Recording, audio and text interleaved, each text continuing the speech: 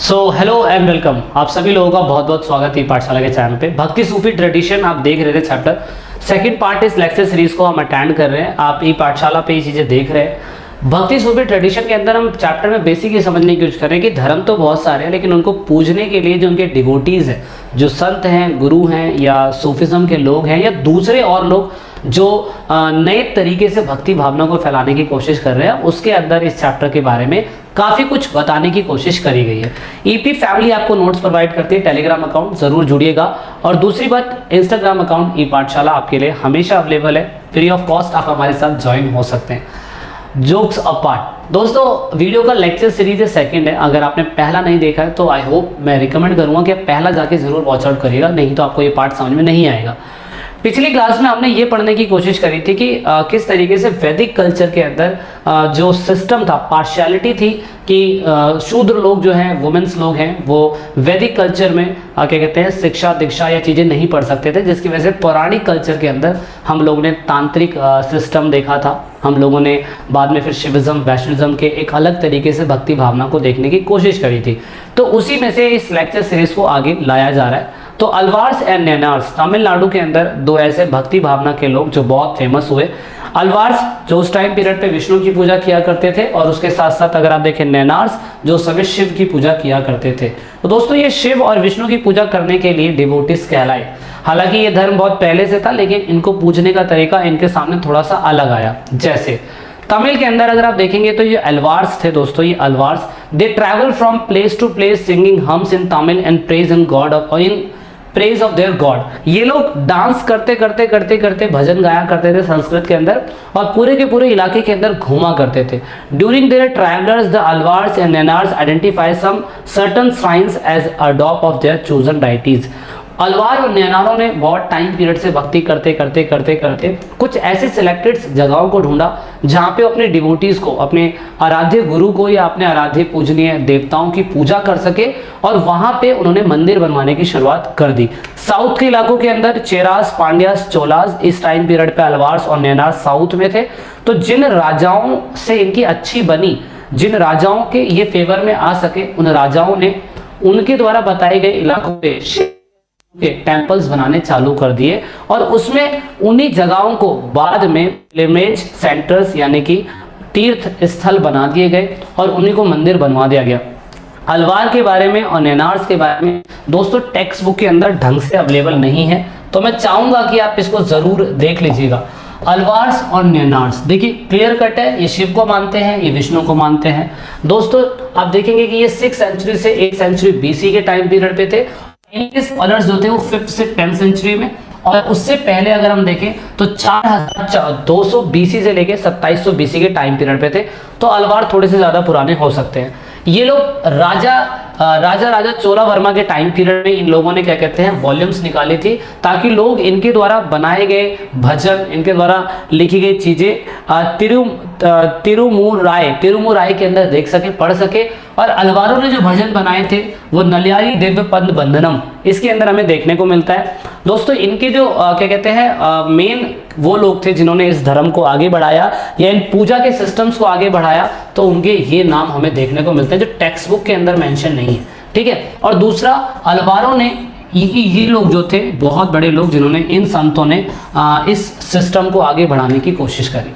तो आप चाहूंगा आप इसे ईपी फैमिली से डाउनलोड कर लीजिएगा, आपको ये मिल जाएगा पूरा का पूरा। तो ये मैंने थोड़ा सा अलग तरीके से निकालने की कोशिश करी ताकि आपको डिफरेंस समझ में आ सके। अब मेन बात ये है कि इन लोगों ने शुरुआती समय में जब भी ये भक्ति भावना बनाई तो इन लोगों ने रचनाएं करी ताकि आने वाली पीढ़ी समझ सके कि भक्ति भावना कैसी होती है। तो या तो इन लोगों ने, पोएट्स ने अपने द्वारा कुछ चीज़ें लिखी, या तो इनके जो शिष्य थे या जो इनके भक्त थे उन संतों के ऊपर जीवनियाँ लिखी या आत्मकथाएं लिखी, जिसकी वजह से ये अलवार और नैनार्स की जो चीज़ें थी वो लोगों तक पहुँच पाई। अब इन लोगों का सिस्टम क्या था, अलवार और नैनारों का, ये भी कास्ट सिस्टम के बिल्कुल विरोध में थे। वो कहते थे कि जिस तरीके से ब्राह्मण कहते थे कि भाई शूद्र लोग पूजा पाठ नहीं कर सकते, अलवार और नैनार्स कहते थे ऐसा कुछ नहीं है, हम लोग पूरी तरीके से वैदिक कल्चर के अगेंस्ट में है और साथ में पौराणिक ट्रेडिशन को हम लोग मानते हैं। इसी वजह से हम कहते हैं कि भाई सभी लोग जो भक्ति भावना से भगवान की पूजा करना चाहता है वो आ सकता है। जरूरी नहीं है कि संस्कृत आती है कि नहीं आती है, जरूरी नहीं है कि वो मैन ही हो, वो वुमेन भी हो सकता है। इसलिए दोस्तों अलवारों और नैनारों ने अपने खुद के वेद बनाए। संस्कृत में वेद बनाए गए थे, मैंने पीछे अभी बोल दिया था कि वो क्या कहते हैं संस्कृत में था, माफी चाहूंगा। इन लोगों ने तमिल में अपने वेद बनाने की कोशिश करी, ठीक है। तो ये याद रखिएगा, अलवारों और नैनारों ने, किसी ने कन्नड़ में लिखा और किसी ने तमिल में लिखा। तो इनके अपने खुद के संगम वेद अगर आप देखें तो वो ज़्यादा इंपॉर्टेंट है, जिसमें से मैंने अभी बता दिया कि अलवारों ने नरयारी दिव्य बंदरम बनाया था, जो ऑफकोर्स तमिल वेदा की तरह ही है। ये बहुत ही इंपॉर्टेंट है क्योंकि यहाँ के ब्राह्मण जो है उनके लिए इन वेदों का इस्तेमाल करना बहुत ज़्यादा ज़रूरी है। जैसे हम लोग नॉर्थ की साइड में भगवत गीता या कुरान या क्या कहते हैं, नॉर्थ की साइड में जो मुस्लिम लोग हैं कुरान को इंपॉर्टेंट देते हैं, ऐसे साउथ के अंदर इस चीज़ को इंपॉर्टेंट दिया जाता है। अब अलवारों और नैनारों के अंदर जरूरी नहीं है कि मेन ही होते हैं, वुमेन्स को देखा गया, जैसे कि विष्णु की पूजा करने वाली एक वुमेन संत अलवार, जिसे अंडाल बोला गया, और उसके बाद ये विष्णु की डिवोटी थी, और ऑफ कोर्स इन्होंने भी बहुत सारे गाने भजन लिखे। और उसके बाद शिव की पूजा करने वाली जो थी वो कराई करम अमियार जो थी, ये थी, इन्होंने अपना घर छोड़ दिया था, बहुत सारी तपस्या करी, फाइनली गॉड इनको मिले और फिर ये क्या कहते हैं खुश हुई, और फिर यही सेम कस्टम इसमें इन्होंने आगे बढ़ाने की कोशिश करी। ये एक अच्छी बात है। अच्छा, मेन बात ये है कि अलवारों और नैनारों ने साउथ के अंदर टेम्पल्स कैसे बनाए, क्योंकि ड्यूरिंग दिस टाइम पीरियड तो बुद्ध भी फेमस हो रहे थे, जैन भी फेमस हो रहे थे, हिंदू धर्म भी फेमस हो रहा था। लेकिन दोस्तों सबसे इंपॉर्टेंट बात है कि यहाँ के राजाओं से इन्होंने काफ़ी हद तक क्या कहते हैं मैं कह सकता हूँ कि अट्रैक्ट करा अपनी चीज़ों को, क्योंकि मैंने कहा ना अपोजिशन में महावीर और जैन भी फेमस हो रहे थे, लेकिन फिर भी अलवार और नैनारों ने शिव और विष्णु की भक्ति को साउथ के अंदर फेमस करा। और इसी वजह से आप देखेंगे कि साउथ के अंदर कितना ज़्यादा क्या कहते हैं, आप कह सकते हैं कि शिव और विष्णु की भक्ति के लिए पूजा पाठ कितना ज़्यादा होता है। उसका सीधा कारण ये था कि इन लोगों ने अपनी पोएम्स डिस्क्राइब करी तमिल संगम ग्रंथ के अंदर।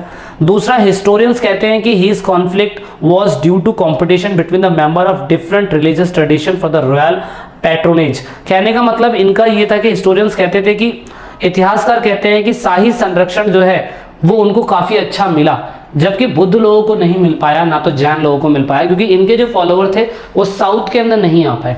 और अगर साउथ के अंदर नहीं आ पाए तो फिर आप देखेंगे कि इसकी वजह से नॉर्थ के अंदर अलवार और नैनारों का सिस्टम इतना फेमस हो गया, है ना, क्योंकि यहाँ पे रिलेशंस इनके रूलर से बहुत अच्छे थे।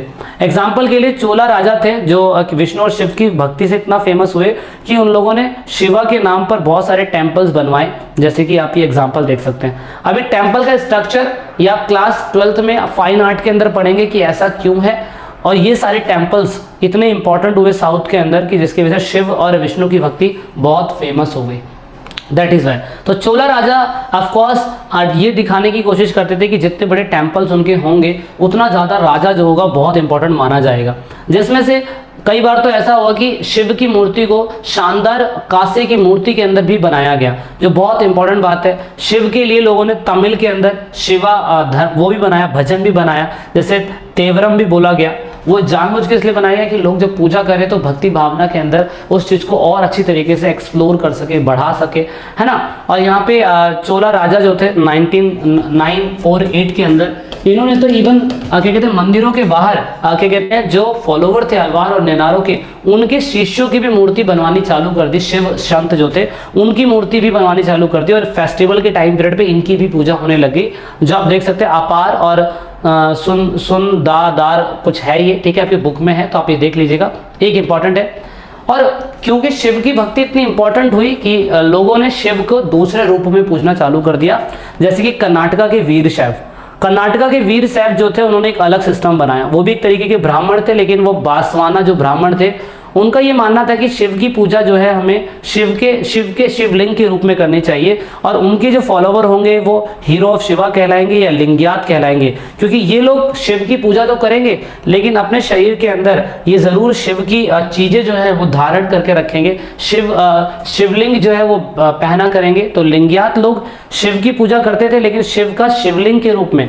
देखो शिव की ऐसे ही पूजा होती थी, शिव की अर्धनारेश्वर के रूप में पूजा होती थी, शिव की उनके ह्यूमन फिगर के रूप में पूजा होती थी, लेकिन शिव की शिवलिंग के रूप में भी पूजा होने लग गई। और ये सिस्टम जो है लिंग्यात आज की डेट में भी ये कम्युनिटी जो है शिवलिंग को, शिवा को लिंग के रूप में पूजने की कोशिश करती है। और ये अच्छी बात है, सबका अपना सिस्टम है। ये लोग एक सिल्वर का क्या कहते हैं अपना उसमें धारण करके रखते हैं। इनके जो क्या कहते हैं फॉलोवर्स होते हैं, जगमा उनके फॉलोवर हैं, जो आपको जैसे बुद्धिस्ट धर्म के अंदर होता है ना कि ये धर्म को फॉलो करने के लिए उनके अपने खुद के लोग होते हैं जो प्रचार प्रसार करते हैं। तो ऐसे शिवलिंग की पूजा करने के लिए जगमा लोग होते हैं जो ऑफकोर्स अपने मंक हो जाते हैं पूरे के पूरे और इस धर्म को फैलाने की कोशिश करते हैं। तो दोस्तों यहाँ पे कह सकता हूँ मैं कि Lingayat believe that after that the devotees will be unite with Shiva and will not return in this world. ये शिवलिंग की जो पूजा करने वाले लोग हैं, इनके जो डिवोटीज हैं, जो इनके फॉलोवर है, इनका मानना ये है कि शिव जो होते हैं, जो शिव के साथ क्या कहते हैं जाएगा, वो मरने के बाद दोबारा इस दुनिया के नहीं आएगा। इसलिए ये लोग अपने आप को दोस्तों दफनाते हैं, जलाते नहीं है। हिंदू धर्म के अंदर लोगों को जलाया जाता है, लेकिन यहाँ पे जो शिवलिंग में लिंगियात हैं, वीर शैव हैं, बांसवाना के लिंगियात लोग हैं, ये बॉडी को दफनाते हैं, क्योंकि इनका मानना ये है कि पूरी तरीके से डेड बॉडी है वो शिवा के साथ मिल जाती है। तो ये थोड़ी सी अलग चीज़ हमें देखने को मिलती है। इसीलिए इन लोगों ने भी कहा कि the Lingayat challenge the idea of caste and population attribute of some groups of Brahmins. इन्होंने कहा कि ये भी जो क्या कहते हैं, लोग कहते हैं ना कि मतलब शूद्रों को नहीं करना चाहिए, ब्राह्मण को ऐसे करना चाहिए, वैसे करना चाहिए, तो इन लोगों ने भी कहा कि ऐसा नहीं होता है, सब ये ड्रामा है। इन्होंने भी क्वेश्चन ऑफ रीबर्थ पे कहा कि भाई रीबर्थ जैसी चीज़ें तो कुछ होती नहीं है, जबकि जैनिज्म कहता है कि रीबर्थ भी होगा, है ना। तो इनकी पूजा करने का सिस्टम थोड़ा सा अलग है।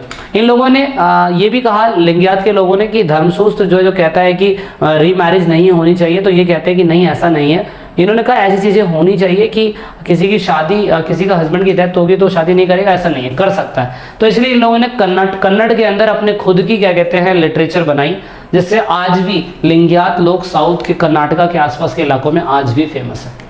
So this is this side, और आई होप आपको इस चैप्टर का ये पार्ट समझ में आया होगा कि किस तरीके से भक्ति भावना जो थी साउथ के अंदर भी फेमस हुई, पर अलग तरीके से।